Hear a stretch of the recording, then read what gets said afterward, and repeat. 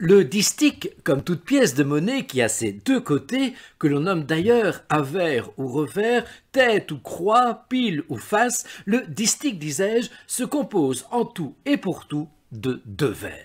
Voici quelques distiques que j'ai retenus en toute partialité. Chacun de nous a vraisemblablement testé cette tendance qu'ont les livres que l'on a prêtés à ne pas retrouver son point originel. C'est ainsi que Théodore Leclerc, 1777-1851, avait fait graver ces deux vers au-dessus de sa bibliothèque.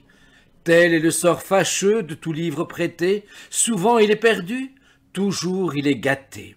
On a souvent attribué le prochain distique au marquis de Sade. Il semblerait que la formule se trouvait déjà au bas d'une gravure du XVIIe siècle. Le monde est plein de fous, et qui n'en veut pas voir doit se tenir tout seul et casser son miroir.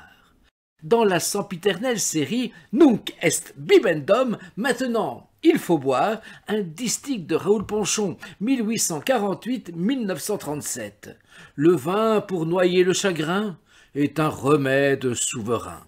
Ou encore, puisé dans le Parnasse satirique. Je préfère aux baisers des plus belles du monde les humides baisers d'une tasse profonde. On eut même droit, à la fin du XVIIIe siècle, à une anticipation du métro boulot dodo d'Albert Camus avec ce distique de Augustin de Pis, 1755-1831. On s'éveille, on se lève, on s'habille et l'on sort, on rentre, on dîne, on soupe, on se couche et l'on dort.